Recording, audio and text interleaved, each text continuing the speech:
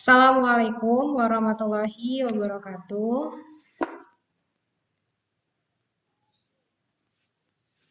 Waalaikumsalam Waalaikumsalam warahmatullahi warahmatullahi wabarakatuh.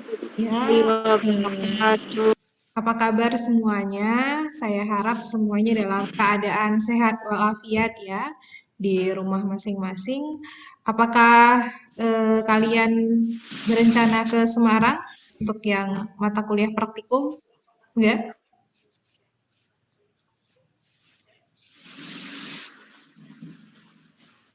Sudah di Semarang, Ibu.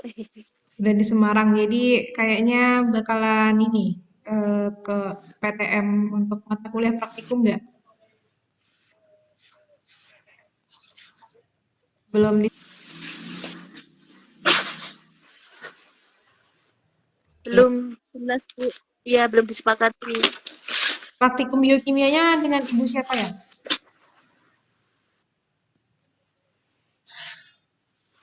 Bu Hanifah, Bu. Bu Hanifah. Oke ya. Nah jadi alhamdulillah ya hari ini kita bertemu kembali di 7 ya minggu ini ya. Pertemuan ketujuh dan masih pembahasan tentang metabolisme karbohidrat ya. Nah jadi semoga seluruh yang ikut kuliah hari ini dalam keadaan sehat walafiat, keluarganya juga ya. Nah, baik, mari kita mulai ya pertemuan pada hari ini dengan lafaz basmalah, Bismillahirrahmanirrahim. Kemudian kita lanjutkan dengan membaca surat Al-Fatihah. A'udzubillahi minasyaitonirrajim. Bismillahirrahmanirrahim. Alhamdulillahirabbil alamin, arrahmanirrahim, maliki yaumiddin, iyyaka na'budu wa iyyaka nasta'in, ihdinas siratal mustaqim, siratal ladzina an'amta 'alaihim ghairil maghdubi 'alaihim waladdallin. Baik, terima kasih teman-teman yang udah gabung. Minggu lalu kita pembelajarannya pakai video ya. Kebetulan saya ada rekaman ya yang tahun lalu.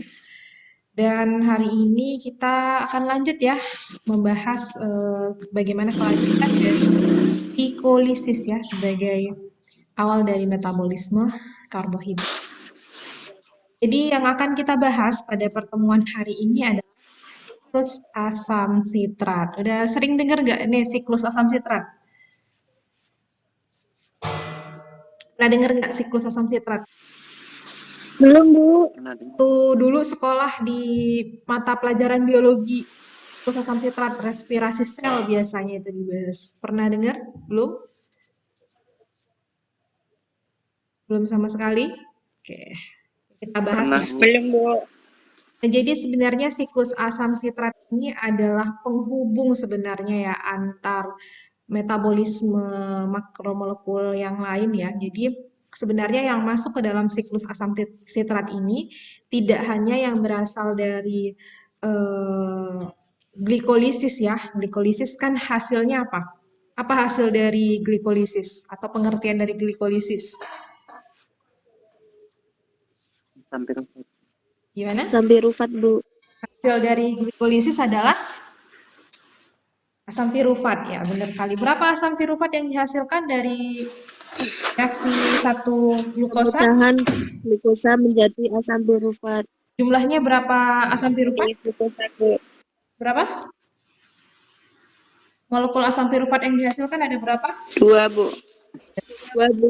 Berarti masih ingat 2, ya? Bu. Masih ingat. 2. Alhamdulillah 2, Bu. masih ingat ya. Sebentar saya pasang charger.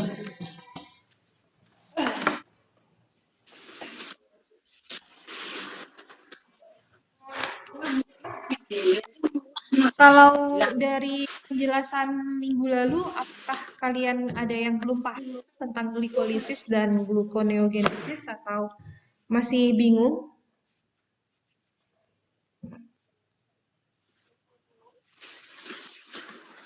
Paham ya? Glikolisis reaksinya ada berapa tahap ya?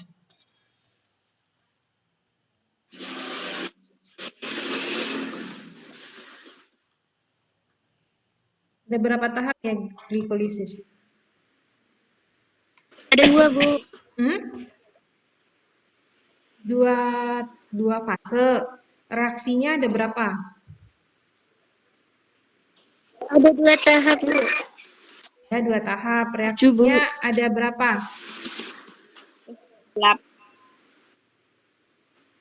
8 Pak 7. 7, Bu. 7 apa 8? Diingat-ingat kembali ya. 8 Bu. Jadi yang perlu diingat adalah glikolisis adalah pengubahan glukosa menjadi asam piruvat ya. Nah, jadi sekarang kita mau bahas nih asam piruvat yang hasil dari glikolisis tadi selanjutnya diapain sehingga menghasilkan energi. Nah, jadi saya share screen ya, saya off cam aja supaya tidak terlalu berat juga ini.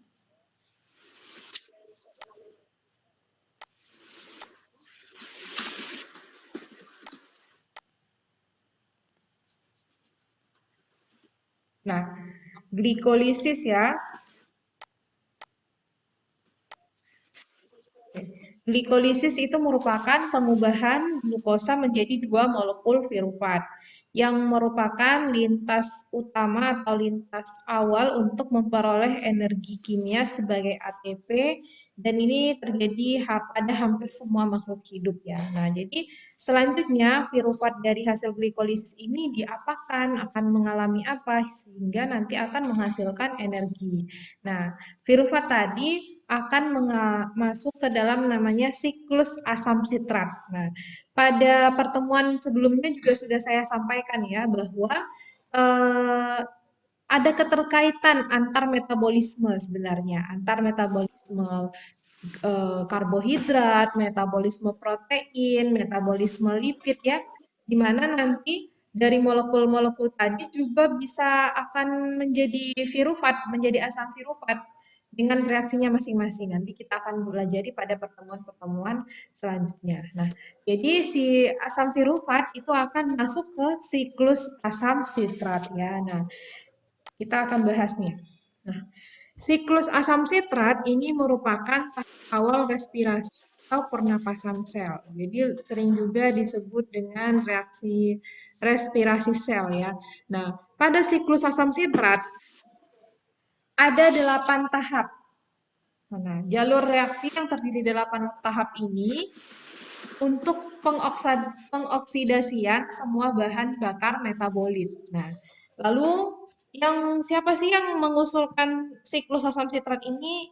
Ya, diusulkan oleh namanya Hans Krebs pada tahun 1937 yang melakukan percobaan konsumsi oksigen pada cacahan otot dada merpati dengan asam trikarboksilat, sitrat, isositrat, dan cis-akonitat.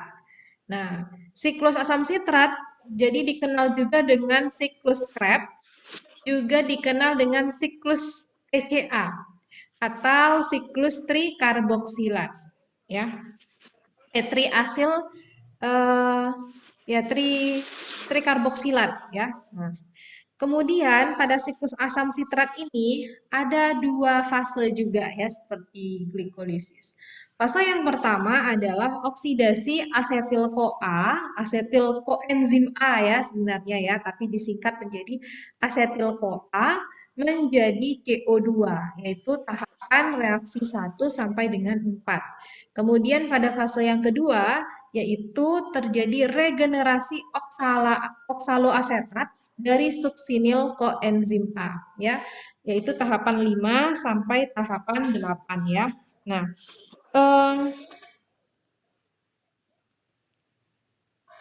oke.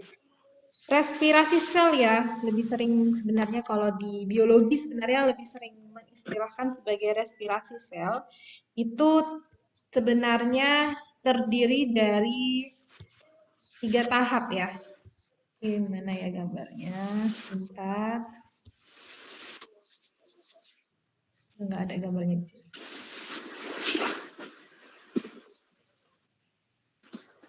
Oke, nah ini. Sebenarnya terdiri dari 3 tahap ya. Respirasi sel. Seperti yang terdapat pada gambar ini ya. Oh, pada gambar yang ini ya. Bentar, gambar yang ini.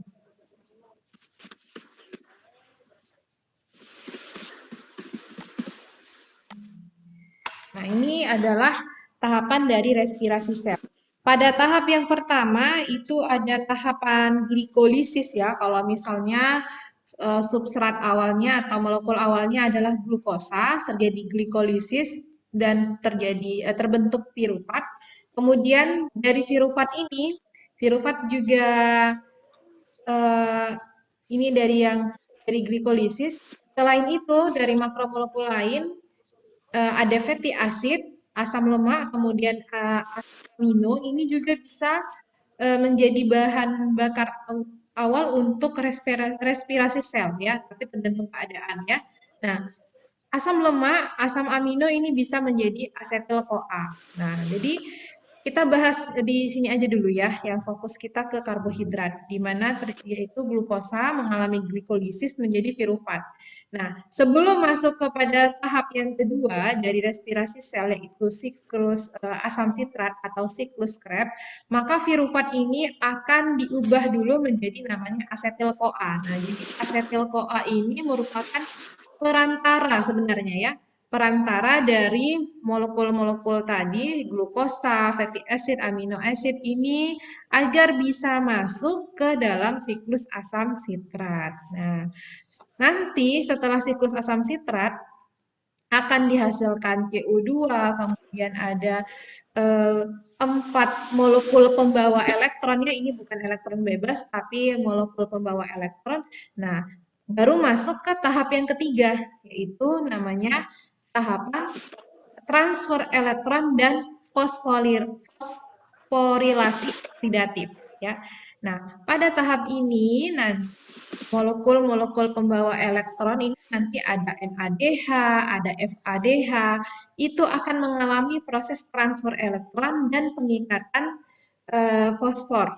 Sehingga nanti di sini akan dihasilkan ATP. Nah, ATP yang dihasilkan nanti sekitar 30 ATP.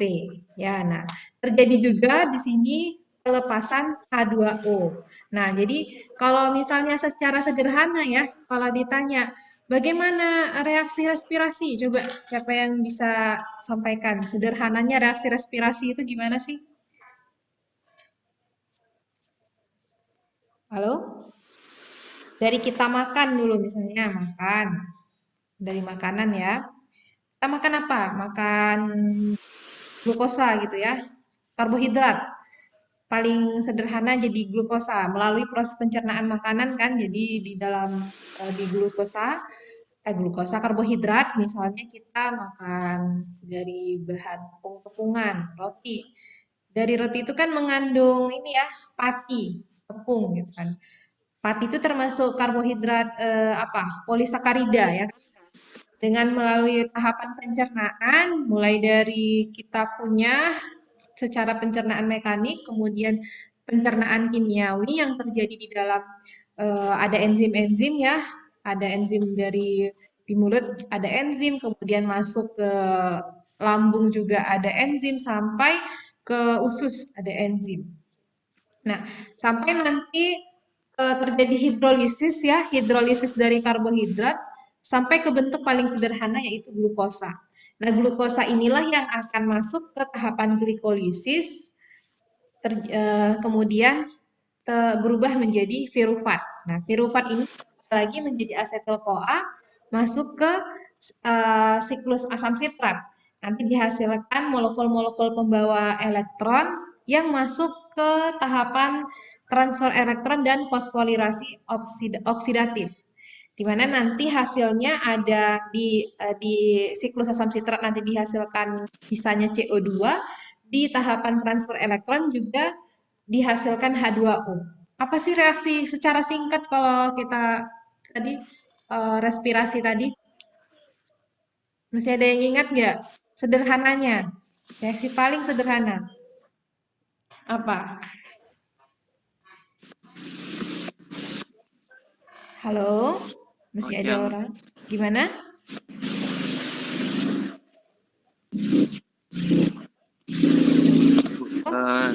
Glukosa dengan O2 jadi karbon dioksida dan H2O serta Iya, energi benar. ATP. Nah, itu sederhana sekali ya waktu kita belajar di sekolah ya. Pokoknya makan ada oksigen, kita Iya, Bu. makan ada oksigen, ya kan? Nanti hasilnya ada energi, ada H2O, dan ada CO2. Tapi ternyata setelah kita belajar biokimia, semuanya tidak semudah itu, ya kan? Ternyata di balik reaksi yang simpel itu tadi, banyak reaksi-reaksi kompleks yang melibatkan berbagai enzim, ya kan? Nah, itulah tadi yang patut kita syukuri sebagai makhluk hidup ya, yang Allah berikan berbagai macam enzim di tubuh kita yang membantu proses metabolisme di dalam tubuh.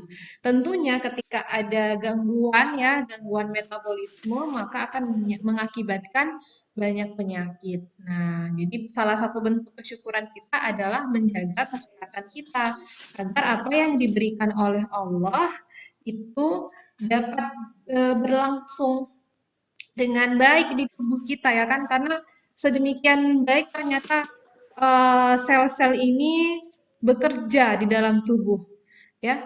Masing-masing organel sel punya fungsinya yang tidak kasat mata oleh kita tapi ya terasa di tubuh kita ya. Gimana kalau misalnya metabolisme kita terganggu, misalnya setiap hari merasakan tidak enak badan, demam, lemes, nggak tahu kan udah makan banyak tapi kok lemes terus ya, bisa jadi ternyata ada enzim di dalam metabolismenya yang terganggu, sehingga apa yang kita makan ternyata nggak jadi energi, malah kesimpan aja di dalam tubuh jadi glikogen misalnya, hanya jadi atau disimpan jadi lemak begitu ya. Misalnya aja nih ada orang yang ada hormon insulin nggak bekerja dengan baik, maka kan berpengaruh ya, harusnya makanan yang dia makan glukosanya itu bisa masuk ke dalam tubuh dengan baik karena ada hormon insulin, ternyata insulinnya udah tidak berfungsi. Akhirnya apa yang dimakan tidak memberikan energi bagi tubuh. Bisa jadi dibuang atau tersimpan. Nah, begitu. Jadi kita patut bersyukur atas apa yang sistem di tubuh kita yang sudah Allah berikan ya. Nah, kita lanjut. Nah, ini adalah 3 tahapan utama dari respirasi sel. Nah, kita sekarang sudah melewati tahapan glikolisis ya. Selanjutnya kita akan masuk membahas bagaimana si pirufat yang hasil dari glikolisis ini diubah menjadi asetil-CoA. Kemudian nanti asetil-CoA ini akan masuk ke siklus asam sitrat atau siklus Krebs. Nanti dari siklus Krebs ini akan dihasilkan molekul-molekul pembawa elektron yaitu NADH dan FADH2 yang akan masuk ke rantai respirasi atau elektron transfer chain, rantai transfer elektron. Dan disinilah nanti terjadi proses terbentuknya ATP, adenosin trifosfat ya, molekul yang memiliki ya.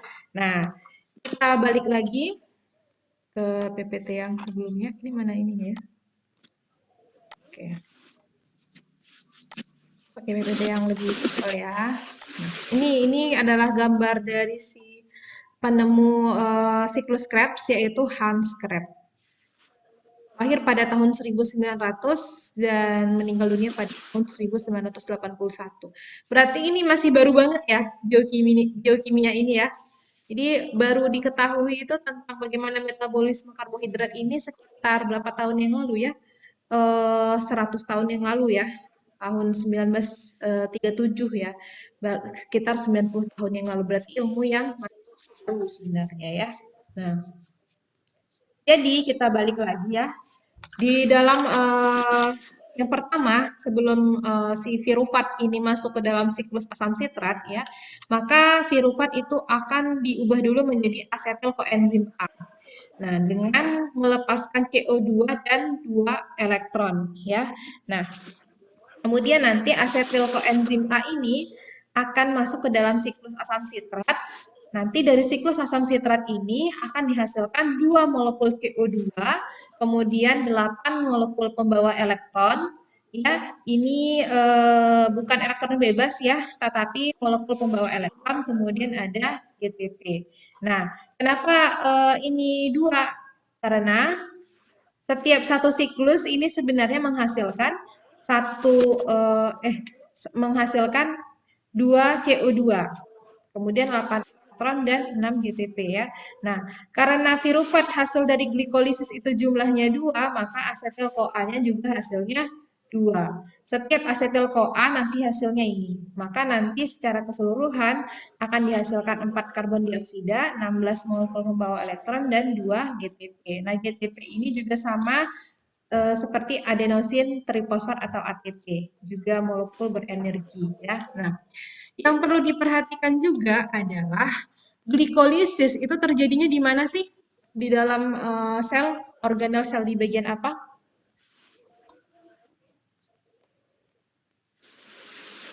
Di sitoplasma, Bu. Iya, di sitosol tepatnya ya. Nah, terus siklus asam sitrat ini terjadinya di mana?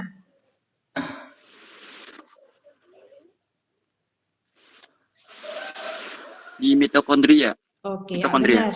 Di mitokondria. Nah, sekarang kita perhatikan terlebih dahulu struktur dari mitokondria. Nah, kalau dari gambar ini coba kalian perhatikan.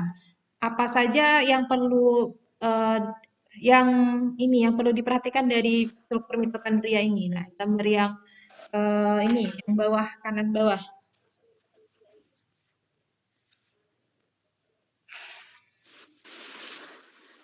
Berkelok-kelok, Bu. Ya, berkelok-kelok. Ini ada apa? Ada apa aja di sini? Ada 3. Apa aja itu?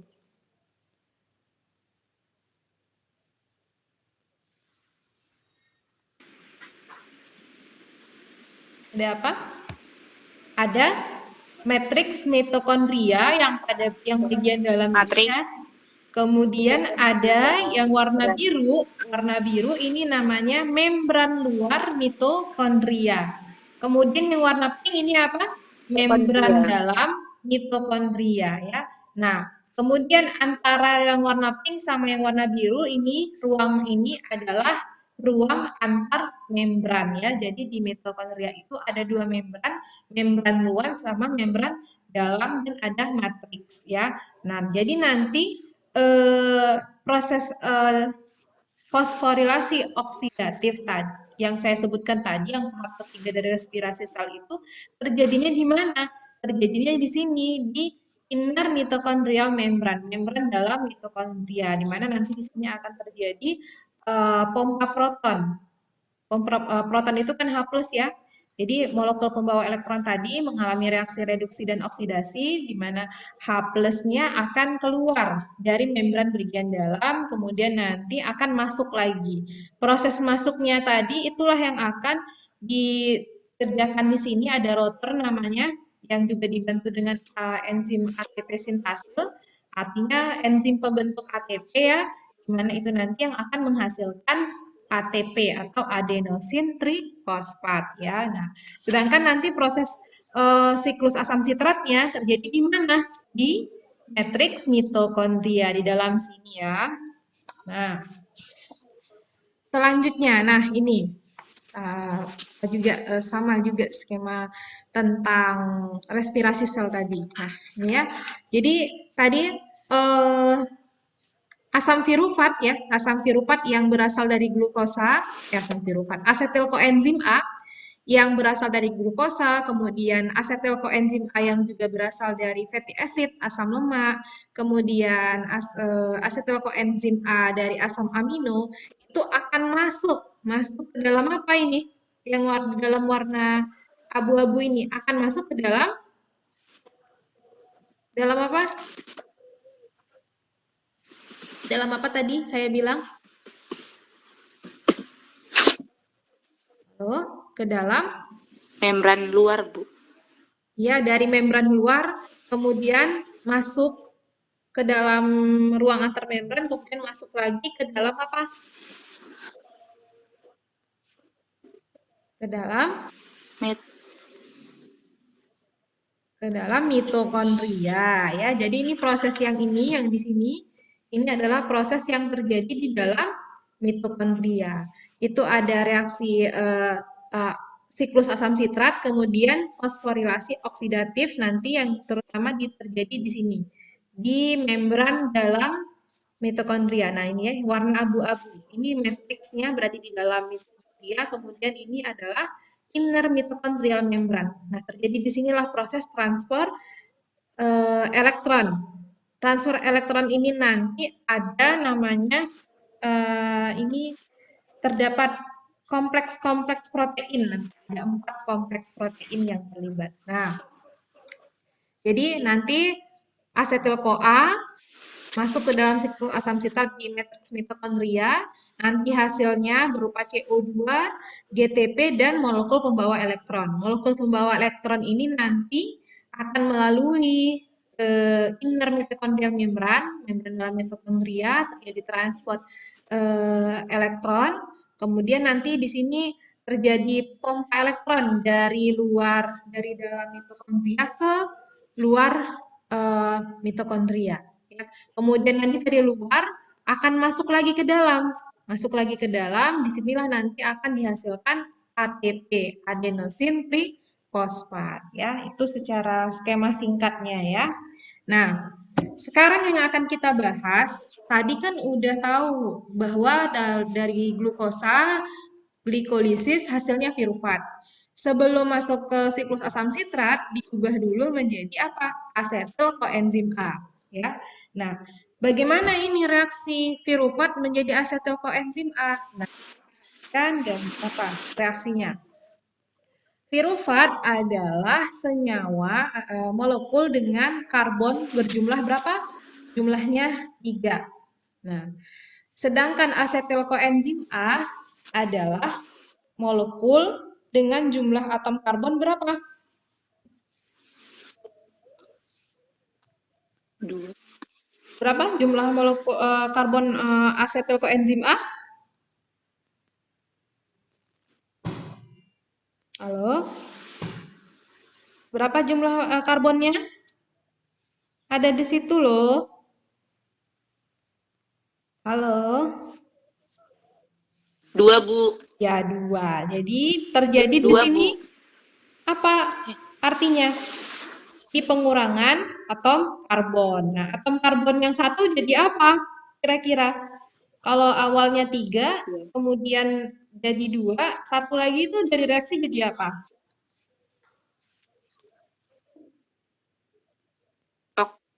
Karbon dioksida, Bu. Iya, karbon dioksida. Berarti saat pirufat berubah menjadi asetil koenzim A, akan dihasilkan juga CO2. Kemudian ada di reaksi ini juga dibantu namanya koenzim A. Dan juga ada NAD, ada NAD+. NAD+ ini itu bisa dimatiin. Ya, NAD+ ini akan mengalami reaksi redoks menjadi NADH dan H+ ya. Nah, jadi ini asetil koenzim A ini menghubungkan glikolisis dengan siklus Krebs. Dan proses ini tidak sesimpel reaksinya ya. Pirufat tambah koenzim A tambah NAD+ menjadi asetil CoA ditambah CO2 tambah NADH tambah H+. Reaksi ini melibatkan beberapa enzim ya. Nah, enzimnya adalah namanya pirufat dehidrogenase ya. Jadi nama substratnya pirufat dan reaksinya adalah reaksi dehidrogen. Dan kalau namanya enzim kan ditambah ase belakangnya ya. Makanya nama enzimnya adalah pirufat dehidrogenase. Nah, pirufat dehidrogenase ini terdiri dari 3 enzim ya, 3 enzim. Apa saja enzimnya? Yang pertama adalah pirufat dehidrogenase, kemudian dihidrolipoil transasetilase dan dihidrolipoil dehidrogenase ya, atau disingkat E1, enzim pertama, enzim kedua, enzim ketiga. Nah, kemudian panjang nomor rantainya 24, 24, dan 12, serta yang menjadi pembeda adalah gugus prostetiknya. Kalau ya, enzim yang pertama, gugus prostetiknya adalah TPP. Ya, TPP itu adalah tiamin pirofosfat. Nah, ini adalah vitamin B1 ya. Kemudian kalau prostetik group yang enzim kedua adalah lipoamida. Nah, kemudian gugus prostetik yang ketiga adalah FAD, yaitu flavin adenin dinukleotida ya. Nah, lalu masing-masing enzim ini punya reaksinya tersendiri. Enzim yang pertama itu tugasnya adalah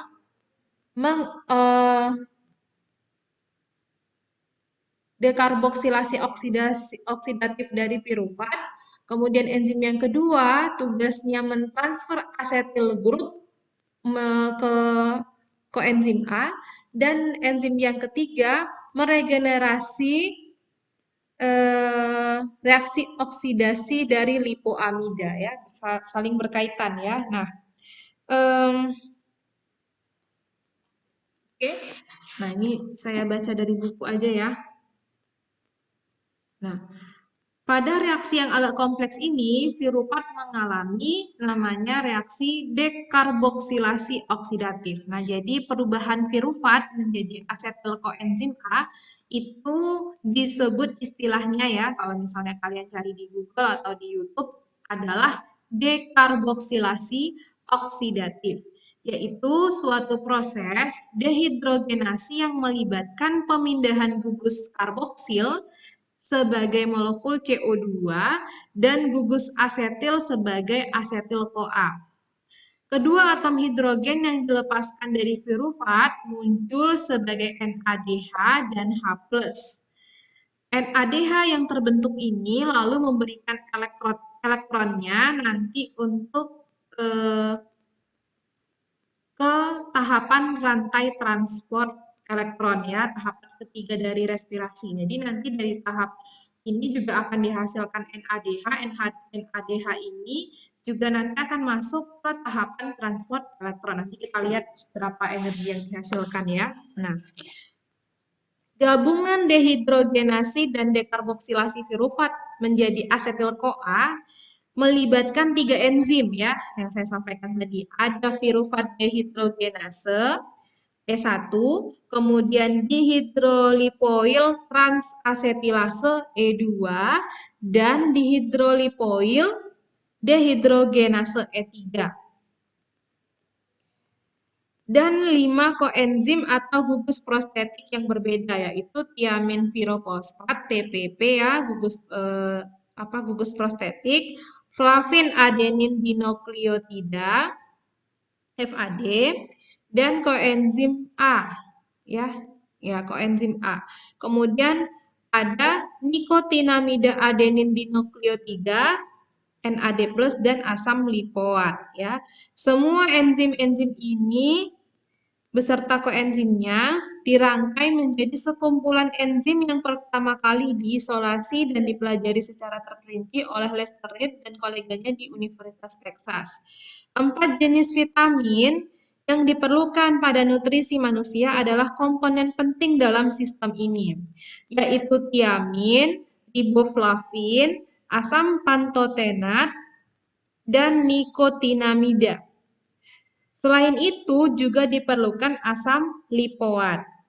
Nah, senyawa-senyawa yang tadi ya, gugus prostetik tadi, merupakan vitamin esensial atau faktor pertumbuhan bagi beberapa mikroorganisme. Tapi asam lipoat dapat dibuat oleh hewan tingkat tinggi dari yang tersedia di tubuh. Ya, nah, jadi ketika kita kekurangan ya ini tadi ya vitamin-vitamin yang menjadi bagian gugus prostetik yaitu tiamin, riboflavin, asam pantotenat dan nikotinamida, maka akan membuat tubuh kita itu terganggu metabolisme piruvatnya. Nah, seperti kekurangan B1 tiamin itu akan membuat gangguan saraf dan jantung ya. Nah, jadi ternyata itulah tadi pentingnya kita mengkonsumsi vitamin ya. Nah, selanjutnya, nah ini adalah reaksi ininya ya, secara singkatnya. Sebenarnya ini mekanisme reaksinya panjang sebenarnya ya, tapi kita buat lebih sederhana. Jadi pirufat ini adalah senyawa dengan 3 atom karbon, ya. Kemudian dengan adanya enzim tadi, kompleks enzim pirufat dehidrogenase ya, nama gabungan kompleks enzimnya dari E1, E2, E3 tadi ada 3 enzim. Kemudian ada kofaktor, kofaktornya adalah koenzim A, SH ini adalah sulfur ya. Kemudian ada koenzim NAD+, dan ada TPP. TPP tadi tiamin pirofosfat, kemudian lipoat, asam lipoat, dan ada FAD, flavin adenin dinukleotida. Kemudian nanti dari sini akan dihasilkan NADH, NADH, kemudian asetil koenzim A dan CO2 ya. Nah, ingat ya, di dalam perubahan pirufat menjadi asetil-CoA namanya adalah dekarboksilasi oksidatif, juga dihasilkan NADH. NADH ini adalah molekul yang membawa elektron ya. Nah, sekarang sudah selesai kita di tahapan perubahan pirufat menjadi asetil-CoA ya. Nah, ini gambaran dari reaksinya. Jadi di sini pada tahap pertama, pirufat itu akan dibantu oleh enzim yang pertama, yaitu pirufat dehidrogenase. Di mana nanti di sini terjadi siklus dan di sini akan dihasilkan senyawa antara yaitu hidroksietil TPP. Nah, hidroksietil TPP ini kemudian juga masuk ke kompleks yang enzim yang kedua yaitu dihidrolipoil transasetilase. Kemudian terjadi proses oksidasi lipolisin di sini ya. Saya belum bisa menjelaskan ini secara rinci ya gimana reaksinya ya. Pokoknya terjadi dengan dibantu 3 enzim inilah nanti si pirufat itu akan menjadi asetil-CoA ya. Nah, di tahapan ini juga nanti akan dihasilkannya ini asetil koenzim A. Kemudian pada enzim yang ketiga nanti hasil dari enzim yang kedua itu akan dihasilkan NADH ditambah H+. Ini reaksi redoks ya. Nah, oke, sampai di sini ini cukup ya penjelasan sampai situ aja ya, karena saya menjelaskan secara rincinya ini belum bisa, karena ada penjelasannya, tapi saya masih belum memahami dengan jelas seperti itu. Nah ini adalah gambaran ininya, gambaran enzimnya. Jadi yang warna kuning ini adalah enzim pirufat dehidrogenase, kemudian yang merah itu adalah enzim transasetilase, dan yang ketiga itu warna hijau enzim dehidrogenase. Nah, ini kan ada 3 enzim ya. 3 enzim ini membentuk kompleks namanya apa? Kompleks enzim pirufat dehidrogenase. Ya. Sampai di sini paham atau ada yang ingin ditanyakan? Ada yang ingin ditanyakan? Paham, Bu. Paham?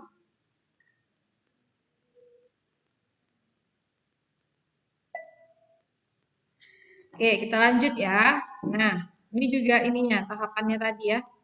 Oke, mekanisme kerja pirufat dehidrogenase. Oke, nah. Selanjutnya, tadi hasil dari pirufat adalah asetil koenzim A. Asetil koenzim A itu adalah senyawa yang memiliki atom karbon 2 ya. Nah, di sini kalau digambar kita lihat di sini asetil koenzim A-nya yang ini, C2 ini ya. Nah, jadi ini dibuat ininya dulu, simbol aja dulu. Simbol C2 ini menunjukkan ini adalah asetil koenzim A ya. Nah,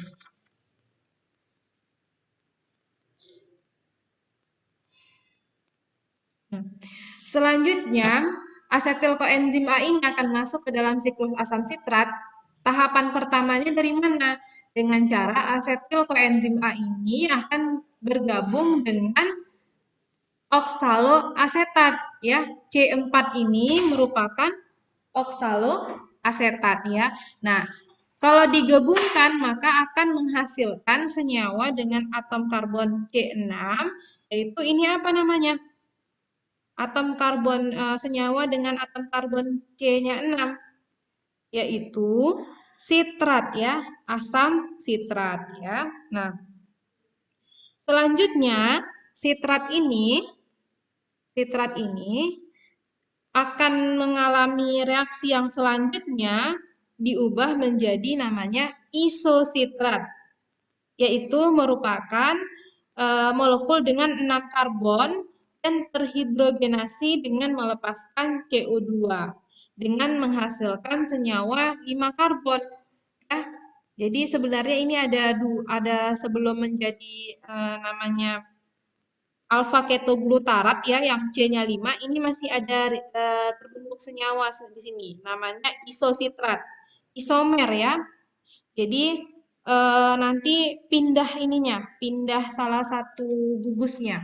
Nah, selanjutnya nanti isositrat ini akan mengalami reaksi yang melepaskan CO2 sehingga dihasilkan apa?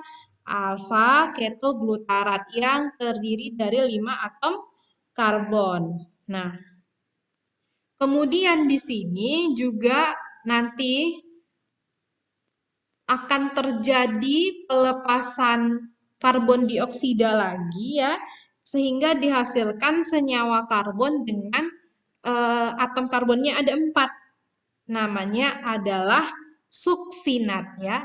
Nah, selain pelepasan atom karbon berupa CO2 juga akan dilepaskan NADH, yaitu molekul pembawa elektron. Nah, pada tahap ini juga dihasilkan NADH, molekul pembawa elektron. Nah, kemudian nanti dari C4 ini akan terjadi reaksi regenerasi suksinat ini menjadi oksaloasetat ya dalam 3 tahap.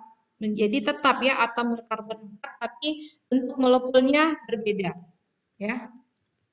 Nah, ini adalah gambaran singkat dari siklus asam sitrat. Nah, ini dari C4 suksinat ini menjadi oksaloasetat nanti akan dihasilkan GTP, FADH2 dan NADH.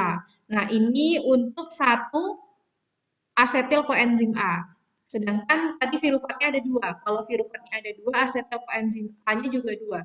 Jadi satu glukosa nanti akan mengalami perubahan menjadi 2 virufat, 2 asetil CoA, sehingga nanti di sini dalam sekali satu molekul glukosa akan dihasilkan berapa?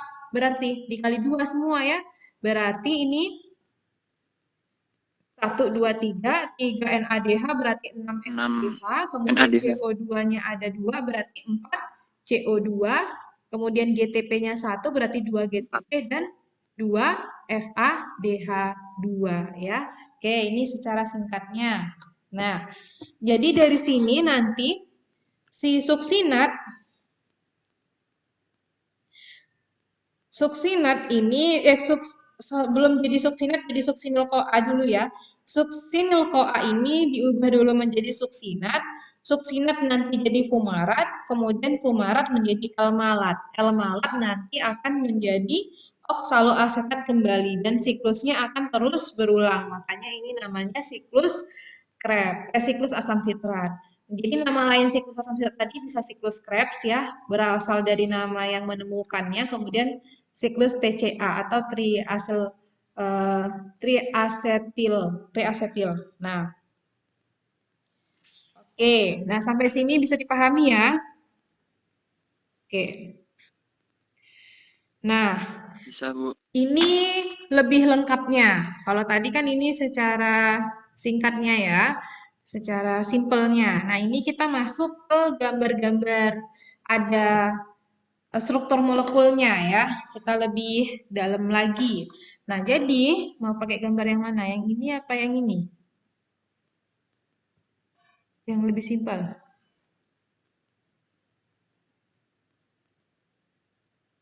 Yang sebelumnya, Bu. Yang sebelumnya aja ini. Oke. Jadi pertama, asetil koenzim A juga dibantu dengan adanya air ya. Jadi ingat, ketika yang kita bahas di glikolisis ya, pada saat glikolisis. Hasil dari glikolisis pirufat, kalau misalnya kondisi tubuh dari organismenya, misalnya manusia ya, banyak oksigen, maka piruvatnya akan lanjut menjadi apa? Masuk ke siklus asam sitrat ya. Tapi kalau misalnya nih tidak tersedia oksigen, ya, maka yang akan terjadi apa? Piruvatnya. Ingat nggak? Masih ingat nggak? Fermentasi, Bu. Iya, benar Respirasi sekali. anaerob. Fermentasi asam laktat ya, jadi terbentuk asam laktat karena kondisinya anaerob. Nah, ini adalah kalau dia masuk ke siklus asam sitrat, artinya kondisinya aerob ya. Nah, jadi yang pertama tadi adalah si asetil koenzim A yang terdiri dari 2 atom karbon ditambah dengan H2O. Ini akan bereaksi dengan oksaloasetat ya. Oksaloasetat ini adalah molekul dengan 4 atom karbon. Ada gugus apa aja nih oksaloasetat? Ada gugus apa saja? Oksaloasetat, coba dilihat. Yang ini, yang saya tunjuk. Karboksilat. Pakai pointer ya. Nah, ini ada gugus apa aja?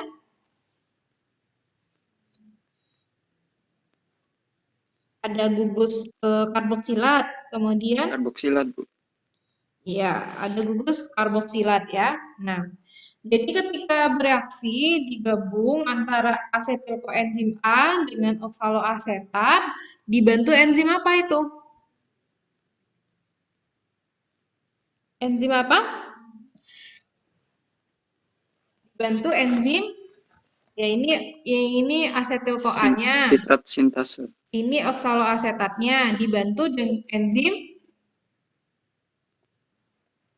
sitrat sintase. Sitrat sintase, Bu. Ini kan sitrat nih hasilnya. Sintase ini kan artinya pembentukan, berarti pembentukan sitrat. Enzim yang membantu pembentukan sitrat, makanya namanya sitrat sintase ya. Nah, lalu yang terbentuk apa ini? Yang terbentuk adalah asam sitrat. Makanya siklusnya ini namanya siklus asam sitrat. Sitrat ini adalah molekul yang terdiri dari berapa atom karbon?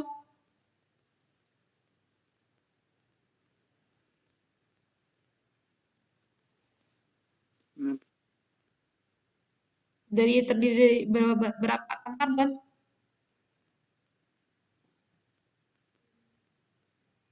Halo?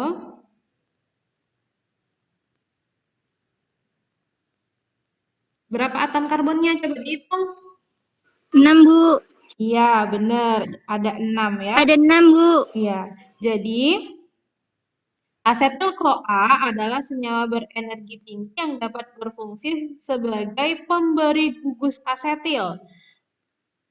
Ya, jadi di sini oksaloasetatnya menerima gugus asetil dari koenzim A sehingga terbentuk namanya asam sitrat. Ya, kalau dilihat asam sitrat ini ada 6 atom karbon, kemudian gugus karboksilatnya ada berapa itu?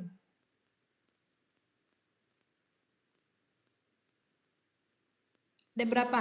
Gugus karboksilat? 3, Bu. Ada 3 ya. Oke. 3, Bu. 3, Bu, 3. Nah, selain itu sebenarnya ya, sebenarnya di sini lebih kelihatan ya.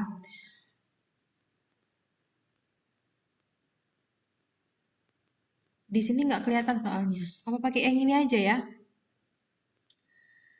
Oke, ini ya balik ya ke sini ya. Nah, jadi di sini asetil-CoA ditambah dengan oksaloasetat dibantu dengan H2O dan enzim sitrat sintase itu akan dihasilkan namanya sitrat, asam sitrat ya.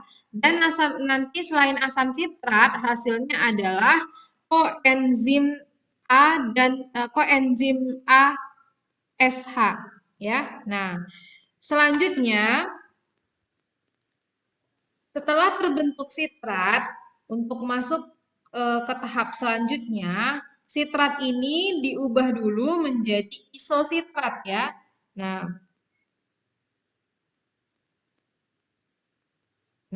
asam sitrat kemudian diubah menjadi asam isositrat melalui asam akonitat ya. Jadi sebenarnya di sini juga dari sitrat menjadi isositrat ini prosesnya atau reaksinya tidak langsung berubah jadi sitrat menjadi isositrat, tapi ada zat antara yaitu asam akonitat ya. Nah, asam akonitat inilah yang menjadi nama enzimnya di sini. Nama enzimnya adalah akonitase ya. Enzim yang bekerja pada reaksi ini adalah namanya enzim akonitase. Dalam keadaan kesetimbangan terdapat 90% asam sitrat, 4% asam akonitat, dan 6% asam isositrat. Oke.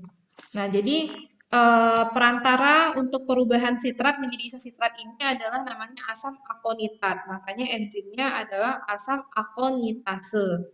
Ya. Dan di sini kalau dilihat sitrat dengan isositrat ini yang bedanya di mana sih kira-kira? Apanya yang berbeda? Gugus. Gugus apa yang berbeda?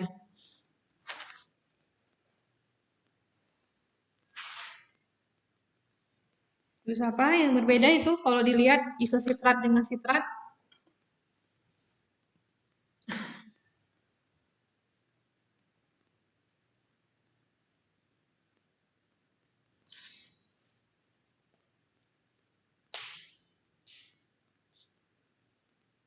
Gugus, apanya yang berbeda? Halo?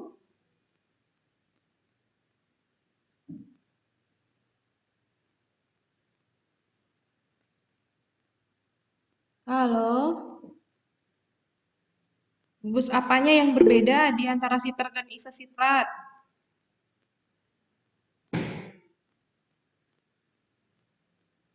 Orangnya masih ada tidak ini? Masih, Bu. Nah, apa Yang tuh? beda di sitrat itu tidak ada hidrogen, sedangkan di isositrat itu ada 2 hidrogen, Bu. Ada 2. Kan hidrogennya sama-sama 2 itu. Hidrogennya sama jumlahnya. 4, 5 hidrogen. Kan sama-sama 5. Apanya yang berbeda? Sitrat sama isositrat itu.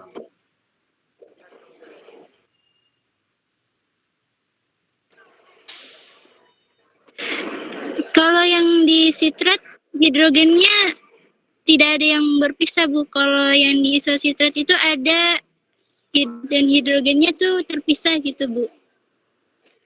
Terpisah apanya? Coba perhatikan Yang gugusnya. satu di Perpindahan gugus. Oh, Bu. Gugus OH di Iya, Bu, sitrat nomor perpindahan berapa? gugus. Di Dari isositrat karboksil nomor menjadi berapa? karbonil, Bu. Gugus OH di sitrat pada C nomor berapa? Gugus OH iya, pada Bu. isositrat pada C nomor berapa?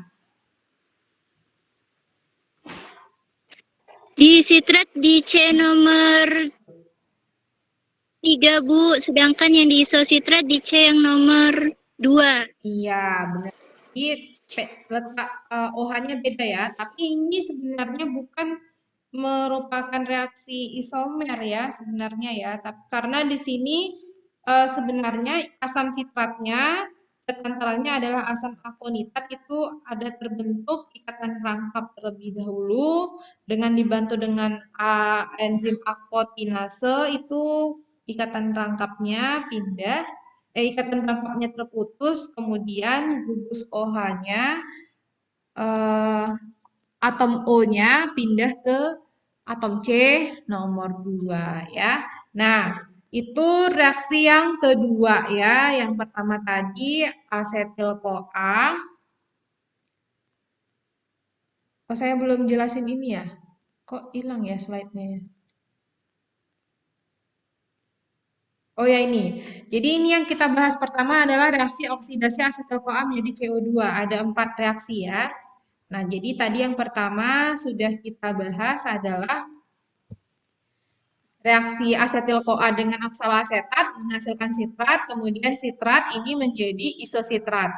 Selanjutnya adalah si isositrat ini diubah menjadi alfa ketoglutarat ya. Nah, ini. Nah, alfa ketoglutarat ya. Pada tahap inilah nanti sudah dihasilkan CO2 dan NADH. Ingat yang NADH ini adalah molekul pembawa elektron ya. Nah, karena apa di sini? Terjadi reaksi redoks ya, NAD, reduksi NAD plus menjadi NADH ya. Nah, dalam reaksi ini asam isositrat diubah menjadi asam ketoglutarat melalui asam oksalosuksinat ya. Nah, jadi asam isositrat dibantu dengan NAD+, dibantu dengan NAD+, pertama akan dihasilkan terlebih dahulu namanya asam oksalosuksinat. Setelah itu asam oksalosuksinat ini akan diubah menjadi asam alfa ketoglutarat dengan melepaskan CO2. Oke, jadi diingat di sini sudah terjadi pelepasan CO2 dan ada terbentuk NADH ya. Nah, enzimnya yang bekerja namanya apa? Isositrat menjadi alfa ketoglutarat. Asam enzimnya. Isositrat dehidrogenase. Iya, isositrat dehidrogenase. Ya, sama kayak pirufat tadi ya, yang enzimnya adalah enzim pirufat dehidrogenase. Terjadi reaksi dehidrogenasi ya di sini ya. Nah, enzim isositrat dehidrogenase bekerja pada reaksi pembentukan asam oksalosuksinat dengan koenzimnya adalah NAD+. Ya. Sedangkan enzim karboksilase bekerja pada reaksi berikutnya. Ya. Pada reaksi yang kedua ini, di samping dihasilkan asam alfa ketoglutarat, dihasilkan juga CO2. Untuk 1 mol asam isositrat yang diubah dihasilkan 1 mol NAD+ dan 1 mol CO2. Koenzimnya adalah NAD+ ya. Jadi di sini substratnya adalah isositrat, kemudian koenzimnya NAD+, enzimnya isositrat dehidrogenase, hasilnya adalah alfa ketoglutarat ditambah CO2 ditambah NADH dan H+ ya. Oke, sampai sini paham? Nah, ini baru 1 karbon dioksida yang dihasilkan ya. Nah, kita masuk ke reaksi keempat, yaitu reaksi yang juga menghasilkan CO2. Tadi hasil yang terakhir apa? Alfa ketoglutarat. Alfa ketoglutarat ini diubah menjadi apa alfa ketoglutarat? Sebentar ya. Sini lu koenzim A. Bentar, saya mastiin recordnya. Suksinil koenzim A. Ya, benar sekali Mas Arif. Ini Mas Arif aja kayaknya yang dengerin ya. Yang lain apa gimana ini? Halo, yang lain Dengerin, gimana? Bu. Ya, Dengerin, Bu. setidaknya kok kalau saya tanya tuh jawab gitu. Udah saya nggak bisa ngelihat wajah kalian gitu kan. Karena saya kan lihat PowerPoint. Saya ngomong sama PowerPoint ini. Jadi setidaknya ada suara, ada jawaban gitu. Ya. Jadi alfa ketoglutarat ini diubah menjadi suksinil CoA ya. Coba kita lihat tadi perubahan ininya ya. Dari sini 2 atom karbon tambah 4 atom karbon menjadi 6. Kemudian ini jadi tetap 6 ya, cuman gugusnya berbeda. Kemudian ini karena sudah terjadi pelepasan satu karbon dioksida, jadi ini tinggal berapa atom karbonnya? Alfa ketoglutarat. 1, 2, 3, 4, 5 ya. Nah, kemudian terjadi pelepasan karbon dioksida lagi di sini. Jadi suksinil CoA-nya jadi berapa atom karbonnya? 4. Iya, 4, jadi Bu. 4 ya, 4, karena Bu. sudah satu lepas menjadi CO2. Nah, asam ketoglutarat ini diubah menjadi suksinil CoA dengan cara dekarboksilasi oksidatif juga karena terjadi pelepasan ini ya CO2 ya, sama seperti reaksi yang sebelumnya, dekarboksilasi. Nah, makanya enzimnya namanya di sini apa?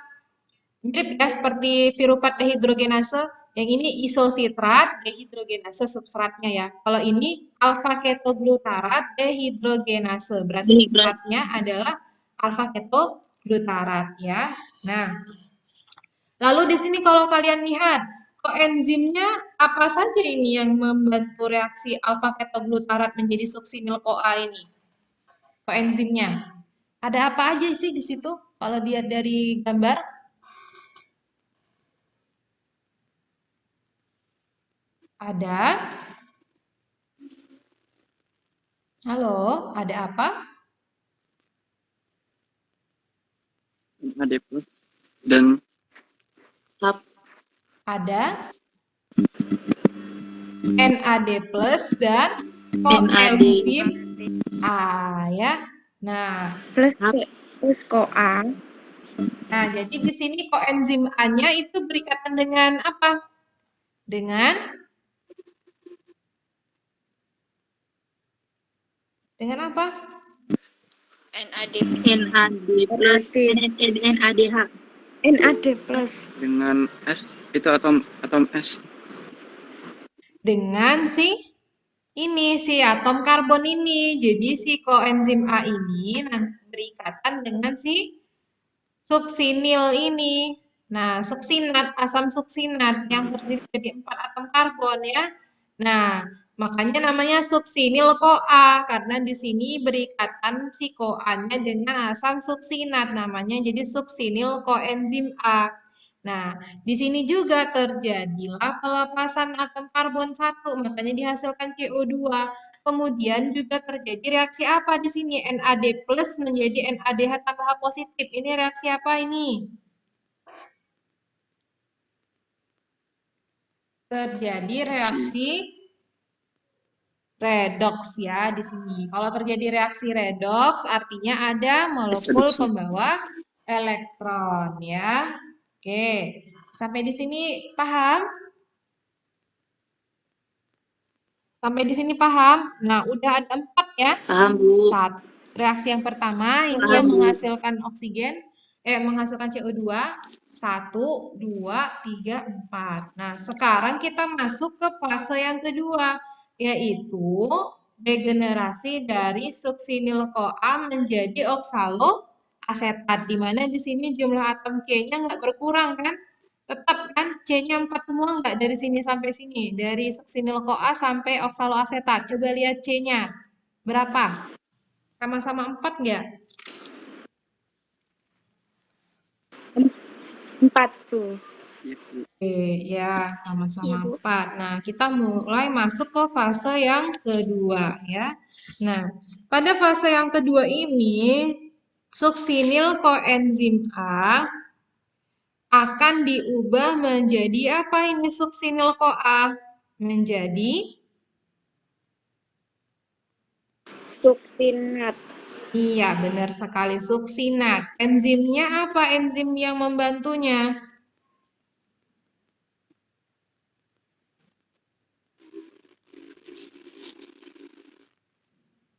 Enzimnya apa? Suksinil koenzim A sintase. GTP. Suksinil CoA sintetase ya, di mana juga dibantu oleh koenzim. Koenzimnya apa? Koenzimnya Lihat panahnya ini. Kalau panahnya dari dalam keluar, berarti yang dari dalam ini adalah koenzim. Apa koenzimnya di sini? BDP, Bu. GDP. Dan apalagi itu ada apa? P itu apa? Fosfat inorganik ya, atau fosfat anorganik. Nah, jadi di sini suksinil-CoA dibantu dengan enzim suksinil-CoA sintetase menjadi asam suksinat. Nah, dalam reaksi ini dibantu juga dengan koenzim GDP dan fosfat inorganik.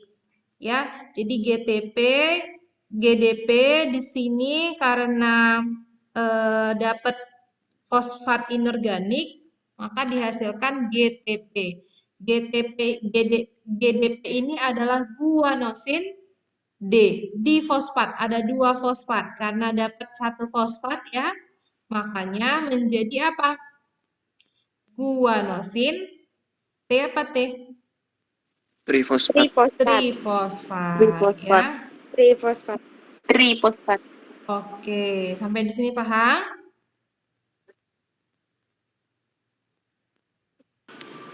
Paham, Bu. Insya Allah, Bu. Nah, Insya Allah paham. selanjutnya suksinat ya, asam suksinat yang terbentuk pada reaksi sebelumnya ini juga dilanjutkan menjadi fumarat ya. Ya, pembentukan asam fumarat.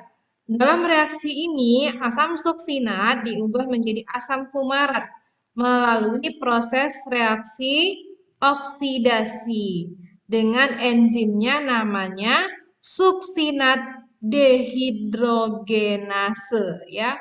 Karena di sini dari ikatan tunggal ya menjadi ikatan rangkap.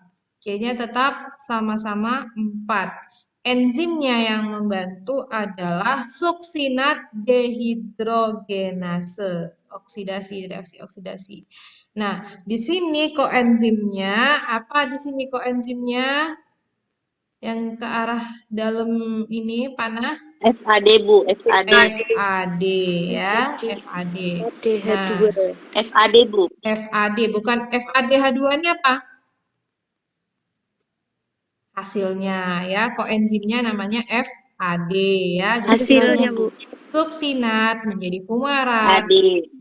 dibantu dengan enzim suksinat dehidrogenase dengan koenzim FAD ya. Jadi di sini nanti hasilnya ada fumarat dan FADH2 ya.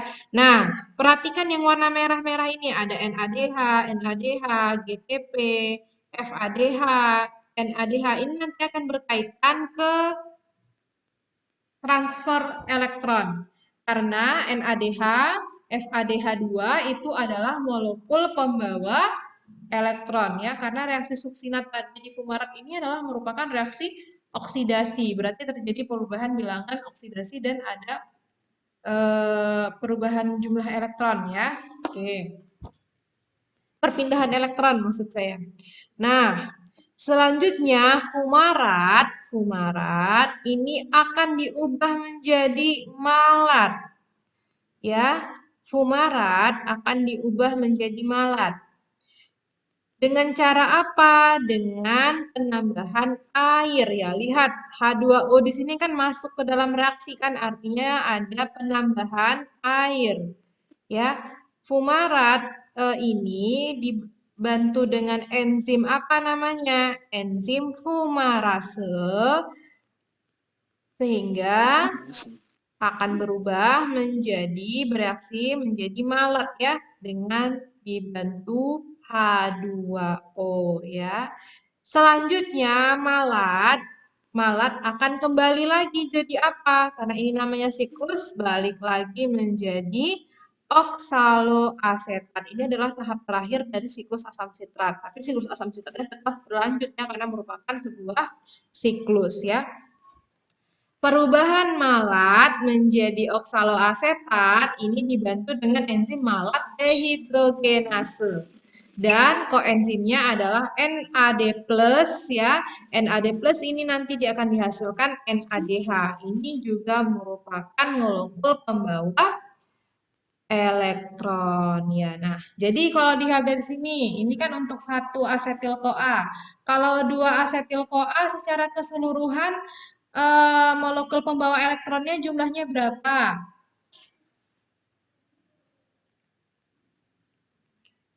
Kalau satu Dua kalinya. siklus itu berapa? Berapa molekul, berapa NADH yang dihasilkan?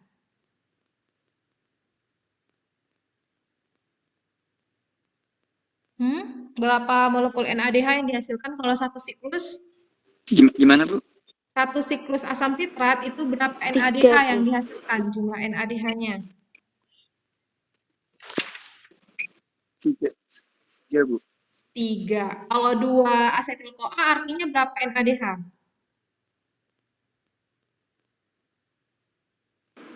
Enam. Ada 6, ya benar sekali 6. FADH-nya, FADH 2 kalinya ada berapa?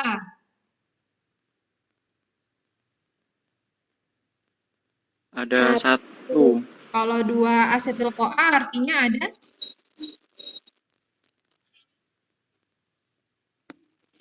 2 FADH. 2 FADH. Ya, benar sekali. Ada 2 FADH dan ada 2 GTP. GTP ini juga sama dengan ATP ya. Nah, oke, sampai sini ada pertanyaan?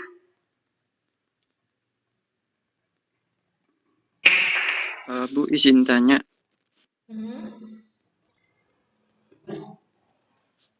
Kan di cek izin tanya, itu kan dalam satu siklus itu pastinya membutuhkan koenzim, ada NAD+ sama ada FAD ya. Nah, itu apakah dalam siklus itu tuh nantinya kan diproses lagi, misalnya dihasilkan lagi. Nah, itu NAD sama FAD itu dihasilkan dari siklus apa begitu, Bu? Oke, yang menyediakan FAD dan NAD itu ya tentu tubuh kita yang menghasilkan dari metabolisme yang lain. Jadi saling berkaitan sebenarnya gitu. Makanya kalau misalnya kita kekurangan koenzim-koenzim ini tadi, maka proses siklusnya juga akan terhambat begitu. Nah, jadi fosfat inorganik, kemudian FAD, kemudian NAD+ itu dihasilkan dari tubuh kita sendiri dari metabolisme yang lain. Gitu. Nah, sebenarnya mekanisme reaksi NAD+ menjadi NADH itu ada mekanisme reaksinya. Tapi mungkin nggak saya jelaskan di sini ya. Nanti kalian bisa cari sendiri videonya. Videonya itu menjelaskan tentang bagaimana reaksi NAD+ menjadi NADH.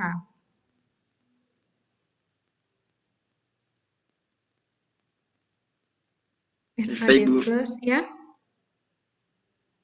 menjadi NADH.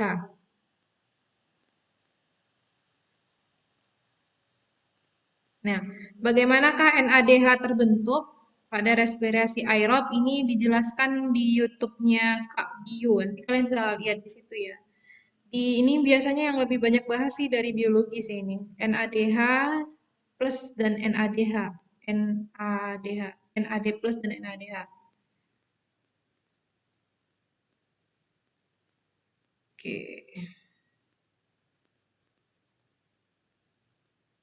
Nah, sampai sini ada pertanyaan lain? Kita lanjut. Lanjut ya.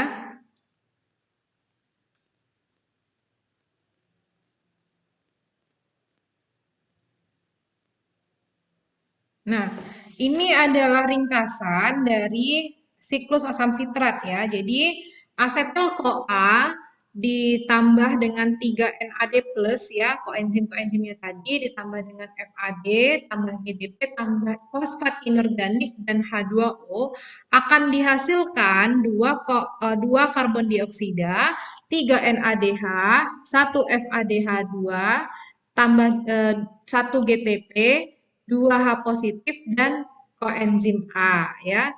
Nah, jadi di sini bisa dilihat reaksi-reaksinya. Ada 8 reaksi ya.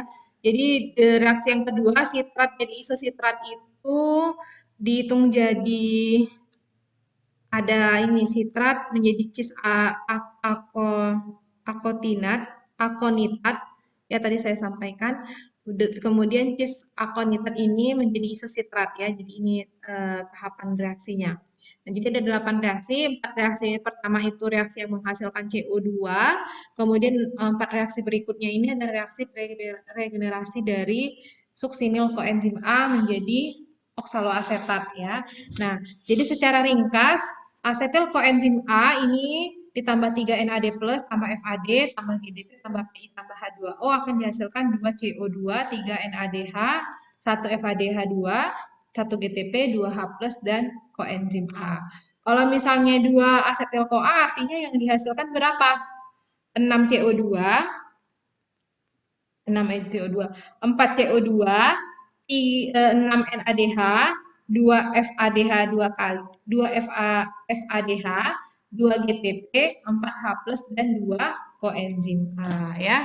Nah, sekarang kita bahas ke pengendalian siklus asam sitrat. Tentunya seperti yang metabolisme kemarin, glikolisis kemarin ya, ada yang menghambat dan ada yang mendukung dari siklus asam sitrat ini. Nah, tanda negatif ini artinya di sini ATP, kalau jumlah ATP terlalu banyak, maka siklus asam sitratnya juga melambat ya. Dan yang juga memperlambat siklus asam sitrat itu adalah asetil-CoA dan NADH. Jadi kalau jumlah ATP, asetil-CoA, dan NADH ini sangat banyak, maka siklus asam sitrat akan melambat. Nah, pertama pada reaksi perubahan pirufat menjadi asetil-CoA. Kemudian pada reaksi isositrat menjadi alfa ketoglutarat. Kalau ATP dan NADH-nya jumlahnya sangat tinggi, maka akan menghambat siklus asam sitrat. Tapi kalau adenosin difosfat yang banyak, maka akan mempercepat siklus asam sitrat ya. Kemudian reaksi alfa ketoglutarat menjadi suksinil-CoA. Kalau misalnya ATP, suksinil-CoA, dan NADH jumlahnya banyak, maka akan menghambat pengubahan alfa ketoglutarat menjadi suksinil CoA ya. Nah,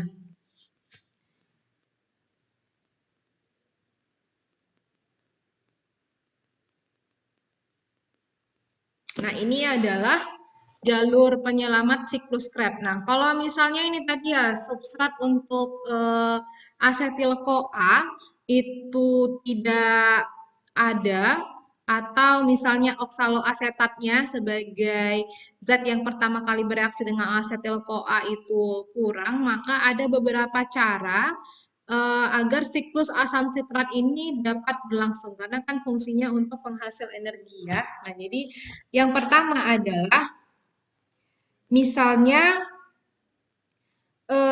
di sini bisa melalui yang pertama ini, pirufat itu bisa diubah langsung menjadi oksaloasetat dengan enzim namanya pirufat karboksilase. Ya, nah ini akan membantu juga si siklus asam sitrat terjadi.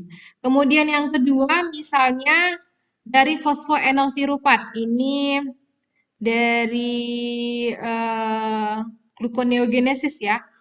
Nah, ini juga bisa membantu pembentukan oksaloasetat ya dengan ada enzim PEP karboksilase, fosfoenol pirufat karboksilase.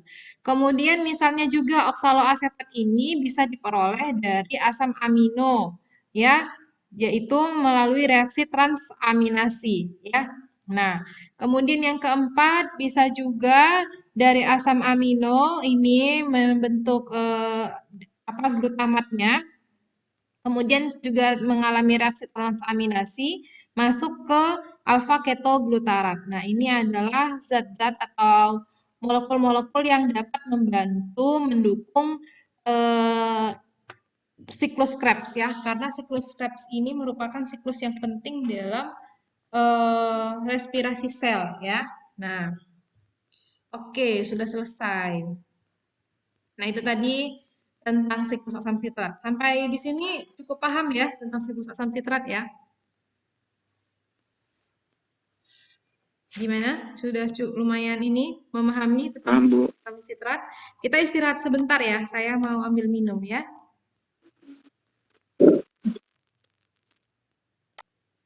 Iya, Bu. Ya, Bu.